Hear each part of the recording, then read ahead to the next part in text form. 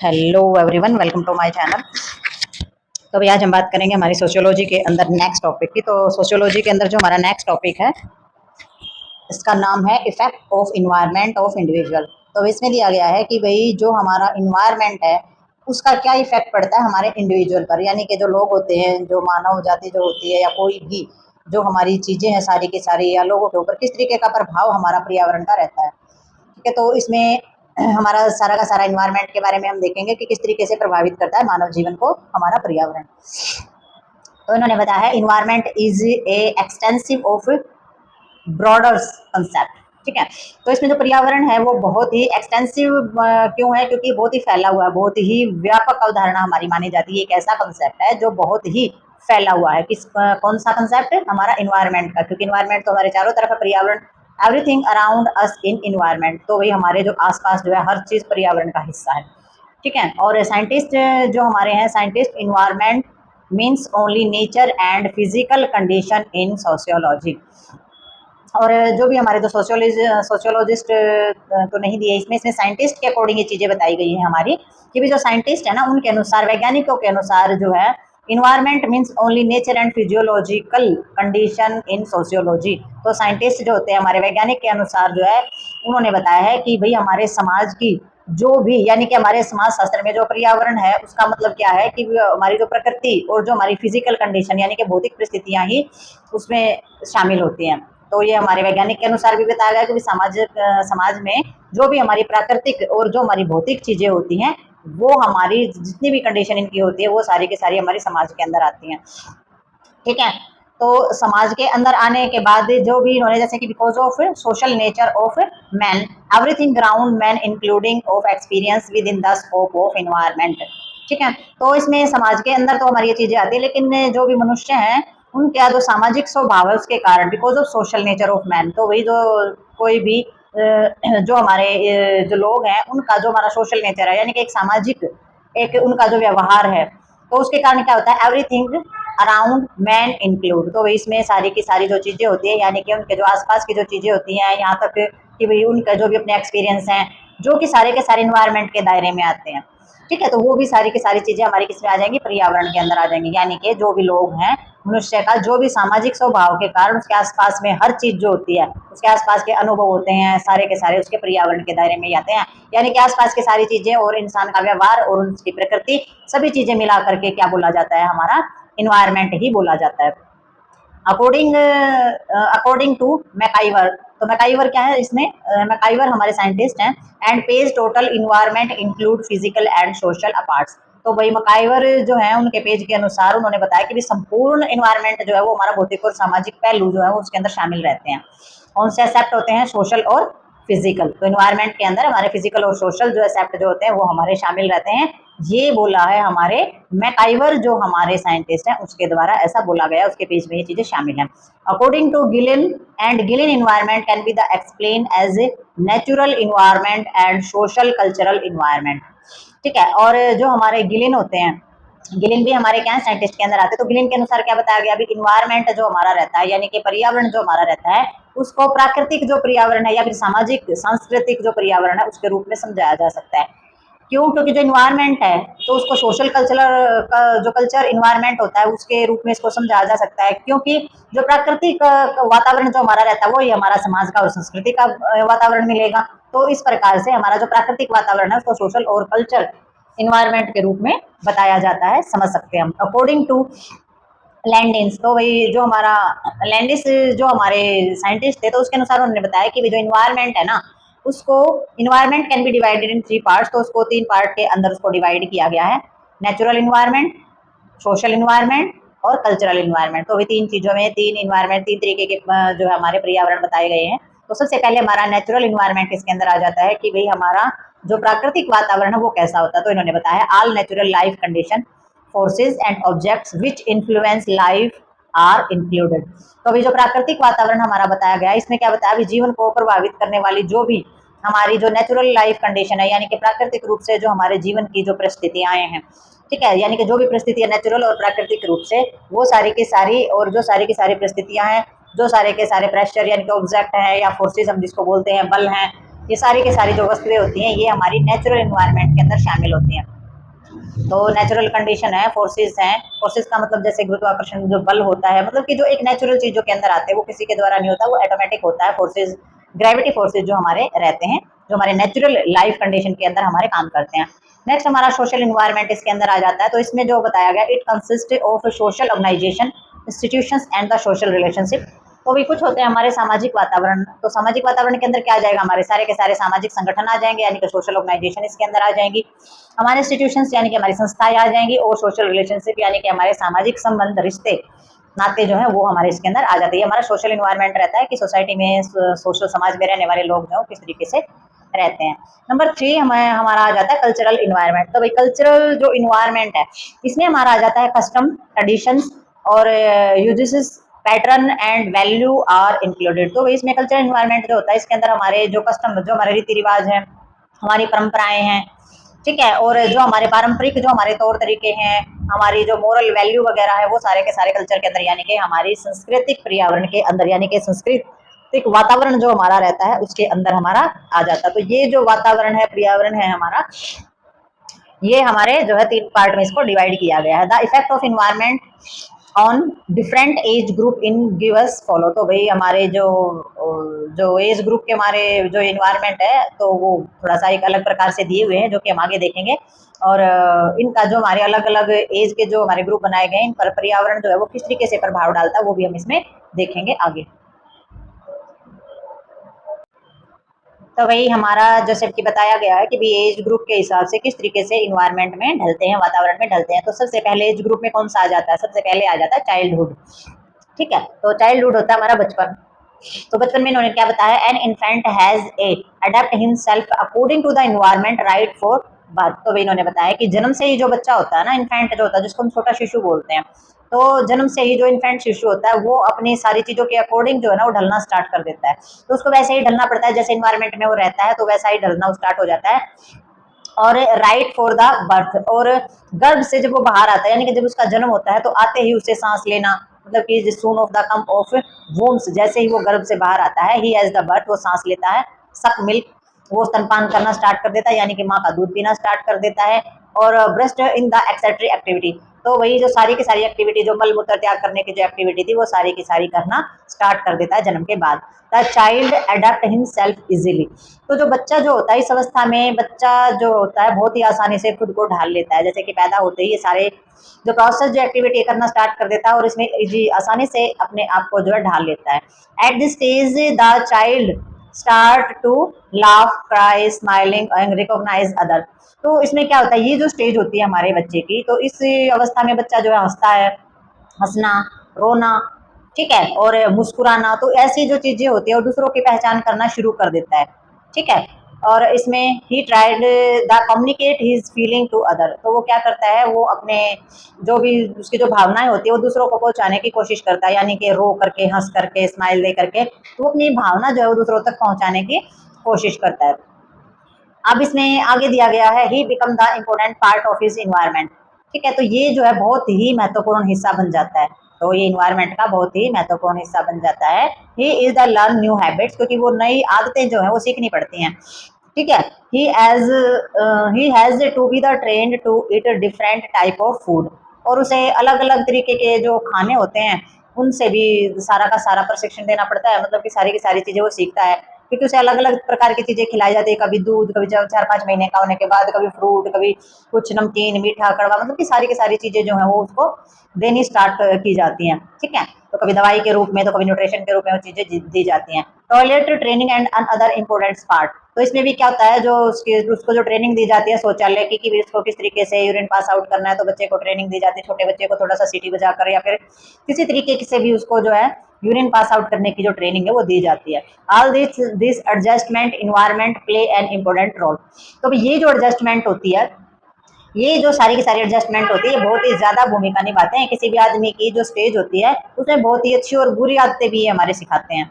ठीक है, एडजस्टमेंट तो इसमें सीखता ही सीखता है बच्चा इन्वायरमेंट में। Play important role, person learn good and bad habits from the environment at the stage of the unable is forget them till end of life. तो इसमें अच्छी और बुरी आदतें हैं होती है ना, वो भी सारी की सारी सीखना शुरू कर देता है और जीवन भर उन्हें फिर भूल नहीं पाता है। ये इस लाइफ में बचपन में जो सीखी हुई जो चीजें होती हैं उनको वो जीवन भर नहीं भूलता है। Child environment is the basis of the socialisation.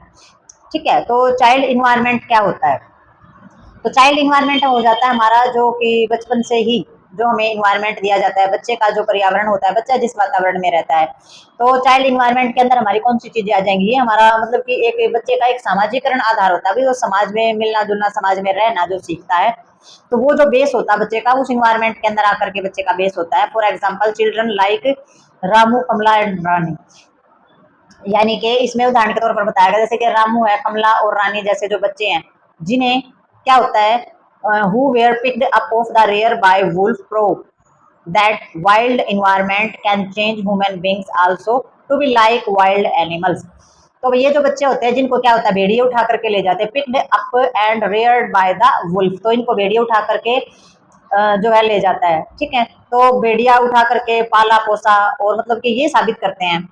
तो मतलब कि बच्चे हैं, बच्चों को ये लगा कि भाई जो हमारे सारे के सारे जो जीव जंतु हैं उनको जिस तरीके से अगर आप पालो पोसोगे तो उसी तरीके के एनवायरनमेंट में रह के वो वैसा ही हो जाता है। तो इसी प्रकार उदाहरण के तौर पर इन्होंने बताया कि रामू, कमला और रानी जो थी, जो बच्चे थे, तो जिनने क्या किया कि भी भेड़िए ने मतलब कि उठा करके पाला पोसा। अगर भेड़िए को उठाकर पाला पोसा तो वो क्या साबित किया? उन्होंने ये साबित किया कि भाई जो जंगली वातावरण जो है वो मनुष्य को भी जंगली जानवरों जैसा बना सकता है। यानी कि अगर कोई बच्चा जंगल में रहता है तो वो जंगली जानवरों जैसा बिहेव करना स्टार्ट कर देता है। ये वातावरण या एनवायरनमेंट में जैसे कि आजकल के जो डॉगी होते हैं या फिर मतलब कि घर में पाले जाने वाले जो पशु होते हैं तो वो घर के जो इंसानों जैसा प्यार प्रेम जैसा व्यवहार जो है वो करना स्टार्ट कर देते हैं। तो इसका मतलब ये है कि जो चाइल्डहुड इन्वायरमेंट जो होता है उसमें सारी की सारी पैदा होने से लेकर के और जो भी चीज़ें होती हैं वो सारी की सारी चीज़ें सीखता जाता है और ये हमारे इन्वायरमेंट और पर्यावरण के अंदर बहुत ही महत्वपूर्ण भूमिका जो है वो हमारी निभाते हैं। तो नेक्स्ट देखते हैं इसके अंदर। तो अभी नेक्स्ट हमारा इसके अंदर आ जाता है एडल्सन। ठीक है, तो एडल्सन में आ जाता है किशोर अवस्था। तो किशोर अवस्था के अंदर इसमें क्या होता है, this stage of life is highly sensitive and the delicated. ठीक है, तो इसमें हमारा आ जाता है कि भाई जो हमारा ये जो स्टेज है मतलब कि जीवन की ये जो अवस्था है ये अत्यंत मतलब कि कैसी होती है, नाजुक भी होती है और सेंसिटिव भी होती है। तो ये जो अवस्था होती है जीवन की ये बहुत ही नाजुक और सेंसिटिव क्यों होती है? Person is highly influenced by the people outside of the family. तो क्या होता है इसके अंदर, कोई जो व्यक्ति है वो परिवार के बाहर के जो लोग होते हैं जैसे कि उनका टीचर है, फ्रेंड्स है, ठीक है, या फिर उनका पीयर ग्रुप्स है यानी कि साथ पढ़ने वाले उसके सहपाठी हैं, तो उनसे क्या होता है वो बहुत ज्यादा अत्यधिक जो है बहुत ज्यादा प्रभावित जो बच्चा होता है। यानी कि वो बाहर का जो इन्वायरमेंट में जब हो जाता है तो बाहर के इन्वायरमेंट से बहुत ज्यादा प्रभावित होता है।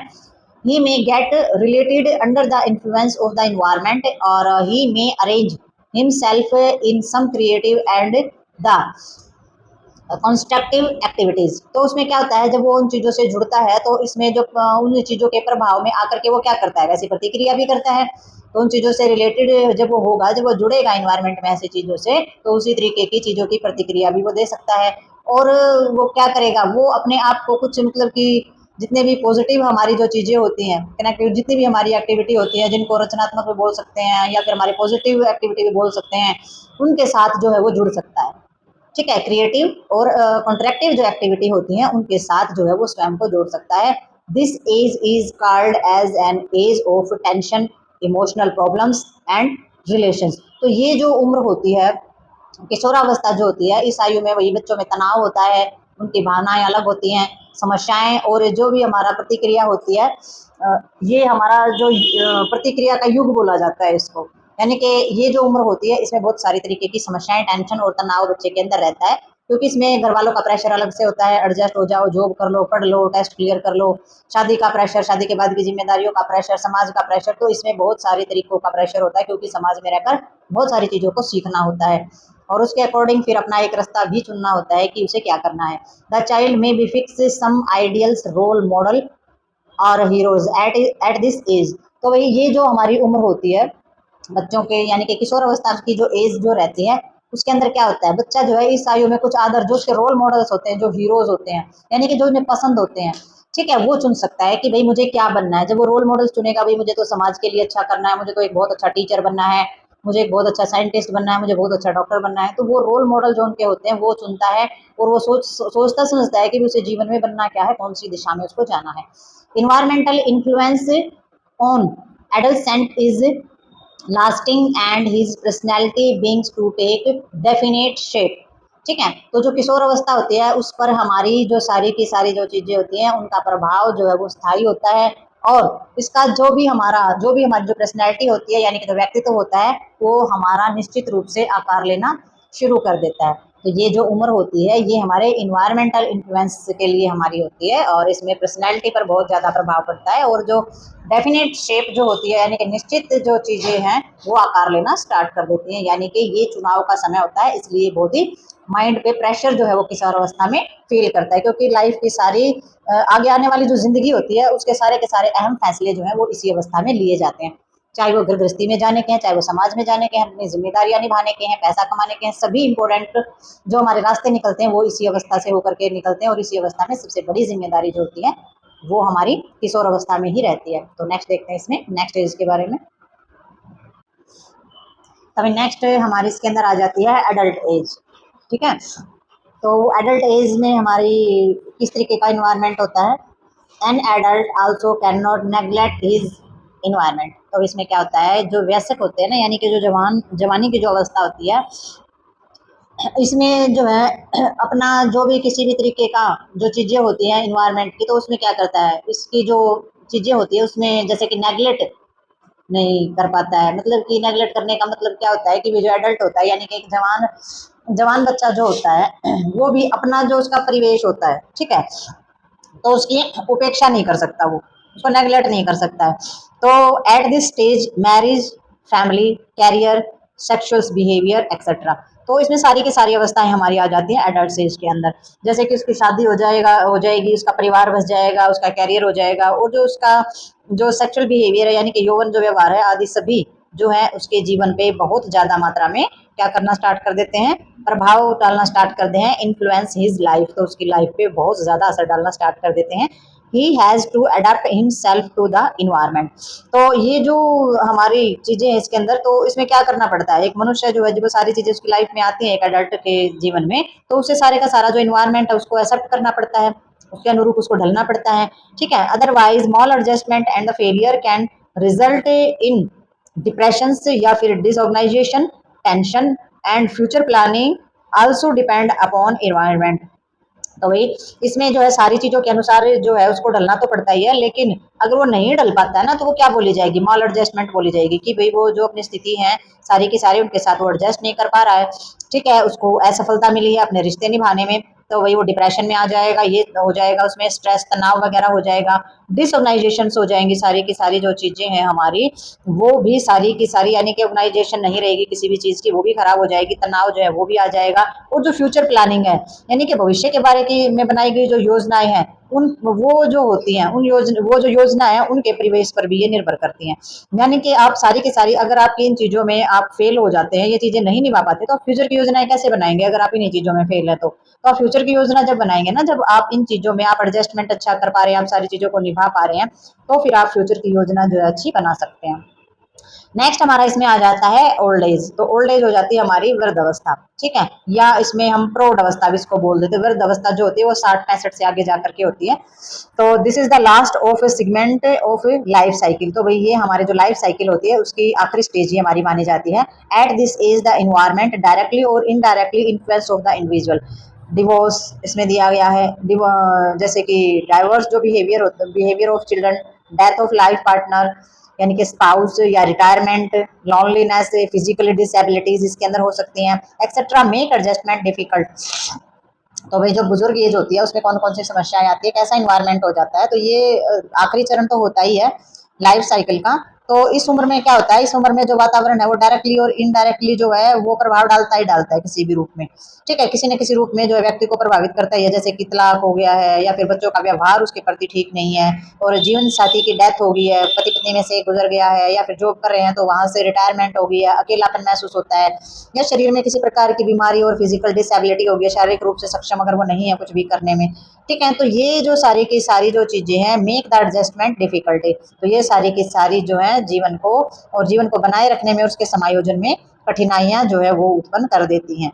ठीक है, future become an important part of the social environment of an old person. तो वही भविष्य जो है वो एक जो बूढ़ा आदमी होता है या बूढ़ा व्यक्ति जो होता है उसके सामाजिक परिवेश का एक महत्वपूर्ण हिस्सा बन जाता है। तो एक बुजुर्ग आदमी यानी कि ओल्ड एज भी एक जो हमारा इन्वायरमेंट होता है समाज को लेकर के, सोसाइटी को, सोशल इन्वायरमेंट को लेकर के, इसका एक अहम हिस्सा जो है वो बन जाता है। ठीक है, तो ओल्ड एज में भी डायरेक्ट और इनडायरेक्ट जो ये चीज़ें हमारी प्रभावित करती ही करती हैं। ठीक है, तो हमारी एज चाहे कोई भी हो, तो इन्वायरमेंट जो होता है वो जन्म से लेकर मृत्यु तक आपकी हर चीज़ को प्रभावित जरूर करता है किसी न किसी रूप में, चाहे डायरेक्ट हो चाहे इनडायरेक्ट हो। ठीक है, तो ये हमने इसमें जान लिया सारा का सारा कि भाई किसी भी मनुष्य को कोई भी इन्वायरमेंट जो है वो किस तरीके से, पर्यावरण है हमारा, वातावरण है, वो किस तरीके से प्रभावित करता है। तो हमने इसमें एज ग्रुप के अकॉर्डिंग ये चीज़ समझी है कि किस एज में किस तरीके से हमारा इन्वायरमेंट हमें प्रभावित करता है।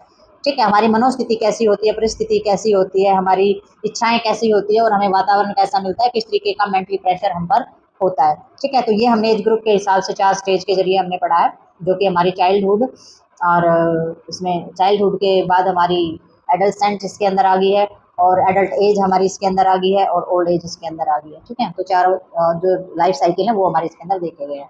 तो इसमें हमारी सारी की सारी एज ग्रुप के जो प्रॉब्लम्स है वो हमें समझ में आए हैं। तो मिलते हैं नेक्स्ट वीडियो और नेक्स्ट टॉपिक के साथ, तब तक के लिए लाइक शेयर सब्सक्राइब जरूर करें।